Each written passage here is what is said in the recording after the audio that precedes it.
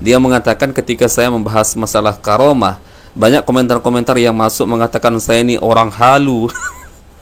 Saya ini penjajah spiritual. Ya wajarlah kamu dikatakan seperti itu. Wong yang kamu ceritakan masalah karomah, sebenarnya itu adalah cerita-cerita bohong. Ini saya baru ngomong tentang karomah nih, langsung TikToknya Habib Mahdi diserbu buzzer. Dicaci maki, halu, penjajah spiritual. Nah ente ini punya HP nih, ente punya HP, ini nak kemunkaran. Kemunkaran itu wajib dicegah. Cara nyegahnya apa? Kalau ente punya HP, balas pakai komentar yang baik, dakwain. Saya nggak nyuruh caci maki, nggak dakwain. Ente harus sunnah wal jamaah bukan?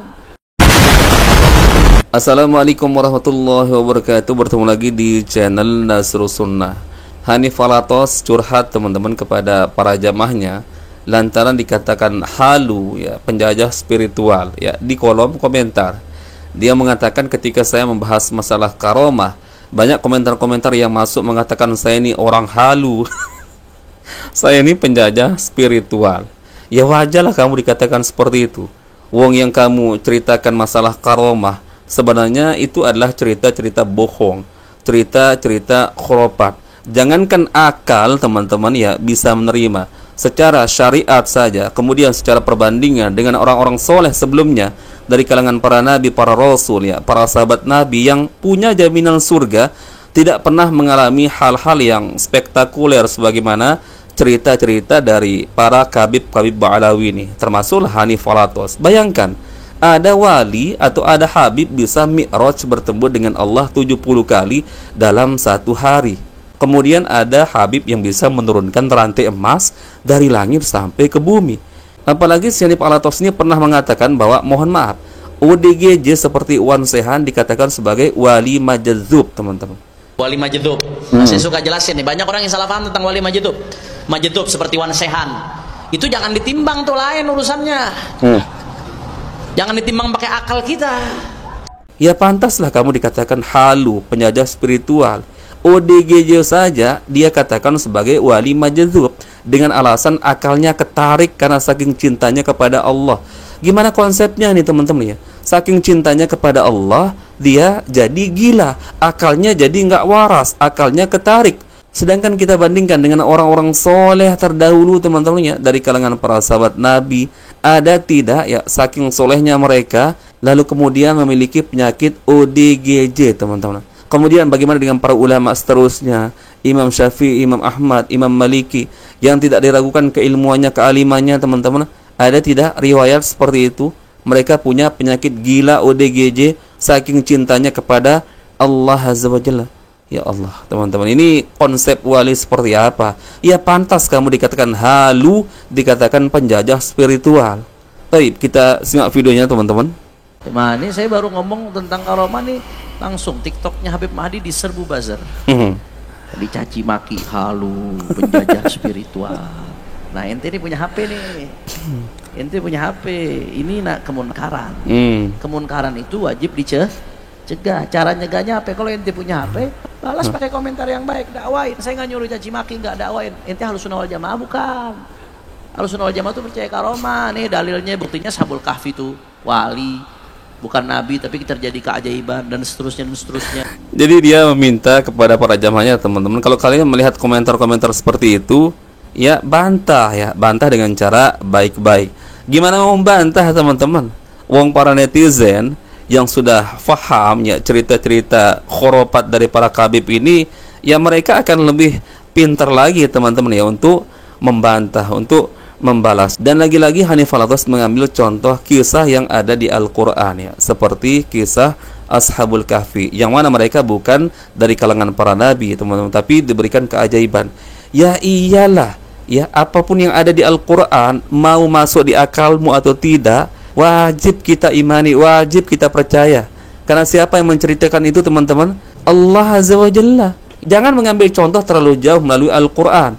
Kalau Al-Quran itu mau masuk di akalmu, mau nggak masuk, wajib kamu percaya, wajib kamu imani. Ya, bahkan dalam hadis juga Rasulullah pernah mengatakan, ya, jin dan para syaitan itu lari dari bayangan Umar bin Khattab.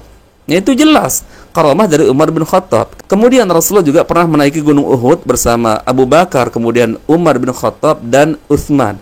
Lalu gunung Uhud ini bergetar, teman-teman. Ya, bergetar, nyata bergetar. Maka Rasulullah mengatakan, "Usbut Uhudun fa inna ma'alaika nabiyyin wa siddiqin wa syahidan."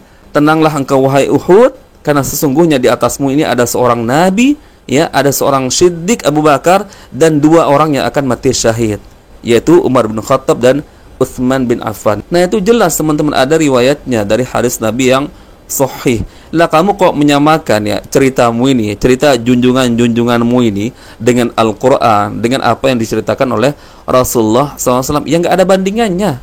Subhanallah. Lanjut teman-teman ya. Itu udah diajarin, udah tahu ilmunya, pakein, sampein. Bukan dengan ente, anda nggak nyuruh ente nyaci maki, anda nggak nyuruh ente ngehina-ngehina. Balawi penjajah spiritual. Kita nggak usah pegel, dia komentarnya sambil tiduran, kagak pakai baju, ambil ngerokok, terus kita pegel, girang banget dia.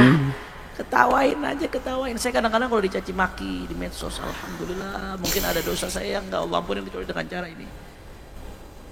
Mungkin kalau ngandelin amal saya kagak sampai, mudah-mudahan gara-gara ada saudara-saudara saya yang bagi-bagi pahalanya ke saya nih, gila, saya syukran jazakumullah khair. Bagi para pencaci maki terima kasih banyak udah bagi pahala ke saya. Saya emang butuh, jazakumullah khair. Kirimkan alamat Anda, nanti saya kirimin hadiah paket. Jazakumullah khairal jaza, terima kasih banyak ya. Ini kami siap di barisanmu. Jangan-jangan ada di sini nih yang komen. Mbak Alawi penjajah spiritual. Ya. Kebab Al-Ngedabrus, waduh, penjajah orangnya VOC, Balawi Rungkat. Masya Allah, satu Habib gila lebih mulia dari anjing gila. La ilaha illallah. Kalau berisik dengar suara Habib, azanin aja, ketawain yang begini. Ya, kalau diambil pusing girang dia. Jangan-jangan robot alat yang komen terus kita pusing. Ya Allah, terima kasih banyak telah memberikan pahala Anda kepada kami. Saya memang butuh pahala. Jazakumullah khair, jazakumullah khair.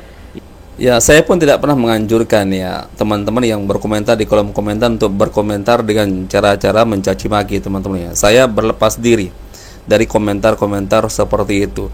Tapi kalau mengatakan halu, khurafat ya, ngedabrus ya, nah itu pantas. Itu bukan caci maki, tapi itu fakta, teman-teman. Itu fakta.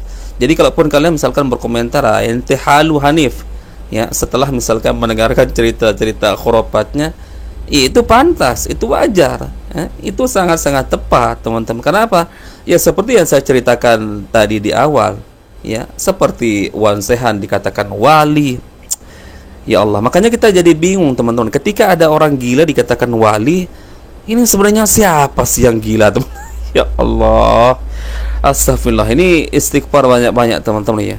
Kok orang Islam ya lebih-lebih yang mengaku sebagai dai, ustadz, kiai, gus, habib, apalagi kok justru kadang-kadang teman-teman lebih pintar netizen. Ya iya, dalam hal-hal tertentu, contoh seperti ini, masalah karamah. Lah katanya mereka pernah sekolah, pernah belajar ya di Mesir, di itu bertahun-tahun. Tapi konsep karomah saja nggak ngerti, teman-teman ya. Sampai membawakan cerita-cerita halu, cerita-cerita bohong, teman-teman. Bukan hanya tidak masuk di akal. Iya memang, mukjizat karomah itu tidak bisa diukur dengan akal. Karena tapi cerita dari kalangan Ba'alawi, teman-teman, kita bisa timbang, kita bisa bandingkan dengan orang-orang soleh sebelumnya seperti para nabi, para rasul, sahabat nabi. Ternyata, teman-teman, apa yang kita lihat dari cerita-cerita mereka, mereka seringkali mengungguli mukjizat para nabi, mengungguli kemuliaan para sahabat nabi yang jelas punya jaminan surga. Lah bagaimana kita nggak katakan ini adalah cerita bohong, cerita khurafat, teman-teman?